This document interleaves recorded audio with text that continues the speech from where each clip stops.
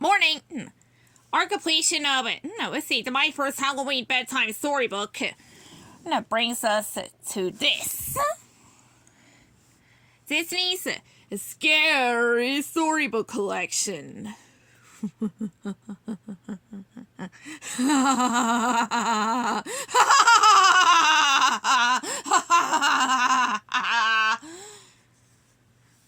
Okay, it's not as scary as it sounds.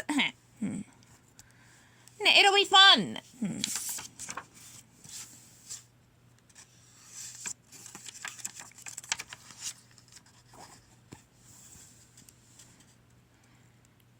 Starting on exactly page 1.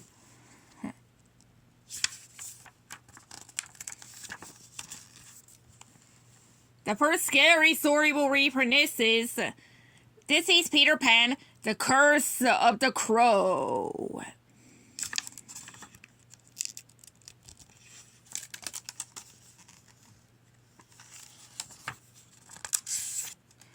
The pages sort of suck. There was nothing Smee hated more than gathering firewood, not even swabbing the decks, but Captain Hook had given him his orders. The pirate was wandering through the woods when he smelled a smoke. Smee chuckled. If somebody's gathered wood for a bonfire, they've done the work for me. In a nearby clearing, Smee found Peter Pan, Tinkerbell, Wendy, John, and Michael gathered around a crackling fire. Tell us a scary story, Wendy, Peter Pan said. A sly smile noticed crossed Wendy's face. Have you ever heard of the curse of the crow? She asked. The boys shook their heads. Long ago there lived a wise old crow, Wendy began. Though he was wise, he envied the cleverness of people. Since he could not compete with them, he cursed them instead. There were 4 signs that you would have been cursed, Wendy continued. First, there would be bird tracks, then soot in the soap, and sudden fits of sneezing. But worst of all... No, what? What was the worst? No, see, the boys chorus. A single black feather would appear on your pillow, Wendy said. That meant that the crow had cursed you for life. Just then a gah, gah, gah rang through the clearing. Everyone around the campfire jumped. Smee, who was hiding in the bushes, was so scared that his knees started knocking. He grabbed the nearest pile of twigs and skedaddled all the way back to the Jolly Roger. Oh, Peter, Wendy said with a laugh. Let's see, that was a perfectly timed caw, I should say.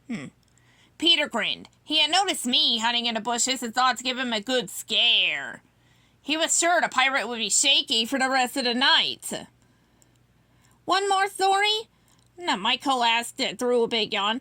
I'm afraid not, young man, replied Wendy. It's bedtime for you.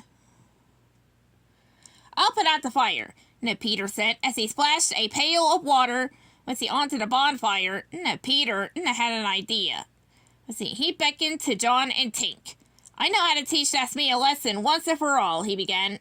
But first, we'll need a pine branch, some flowers, and all this soggy soot.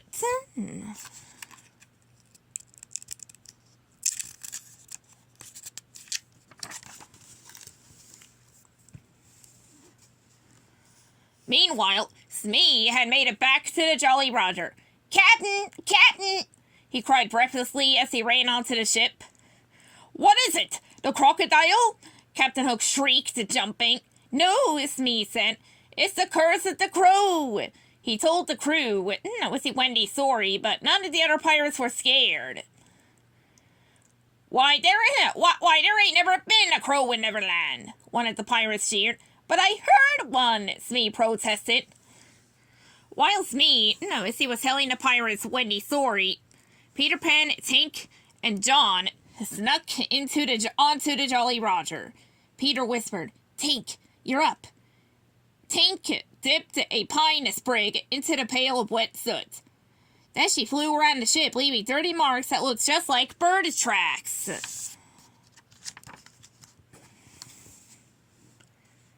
When Smee saw the marks, he gasped. "Bird tracks!" he exclaimed. "It's the curse of the crow!" But Captain Hook did not believe in the curse. He just saw a big mess. "You call this ship shape?" he bellowed at his crew. "Swap the decks at once or you'll walk the plank." Smee scrambled to add soap powder to pails of water. "Now see," he grumbled. "Let's see, the curse is real." "Your turn, John," Peter whispered. "Hurry." When Smee's back was turned, John dashed forward and sprinkled more soot into the pails. When the pirates started mopping the deck, they made the mess even worse.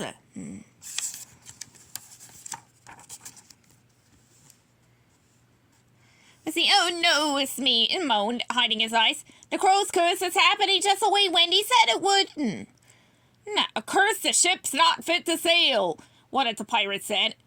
"The only curse you have to worry about is from me if you don't clean this up," Captain Hook growled. "Now, Tink," Peter whispered. Tinkerbell grabbed a bunch of flowers that flew high into the air. Then she shook the flowers, sprinkling pollen all over the pirates. "No, we see. Nice clean soap, turned black and murky as mud," one of the pirates said anxiously. "Something strange is afoot." "Yes," Hook muttered. Sneezing!" gasped Smee. "The next stage is the crow's curse." But the pirates were sneezing so loudly that no one could even hear him. "We are doomed," Smee howled between sneezes.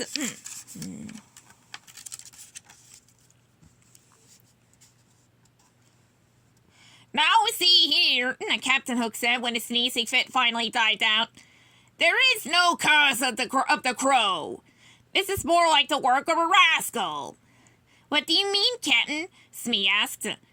"Peter Pan is trying to make fools of us all," Hook explained. "Search the ship and seize that scoundrel." "Aye, aye, Captain," the pirates yelled. "That's our cue," Peter told the others.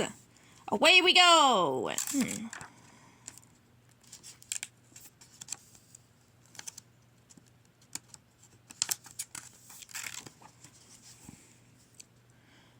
"Captain, look!" Smee said in astonishment as he spotted two figures flying past the full moon. "What did I tell you?" Captain Hook gloated, pushing past Smee and making his way towards his cabin. "I knew there would be an explanation for all this silliness." "You were right, Captain," Smee said, breathing a sigh of relief. "It was just Peter Pan. After all, it's not like anyone found a crow's feather on his pillow. Now that would be really scary. Imagine being cursed for life." "You imagine it," Captain Hook retorted. "I'm going to bed." Captain Hook took his key and unlocked the door to his captain. "Curse for life," he said with a chuckle as he lit a candle. "Poppycock!" Then he thought, a single dark feather right on his pillow. Captain Hook's face grew very pale. "Peter Pan," he stammered. "But how?" The cabin had been locked, and Captain Hook had already seen it fly away. Perhaps the curse of the crow was real after all. The end.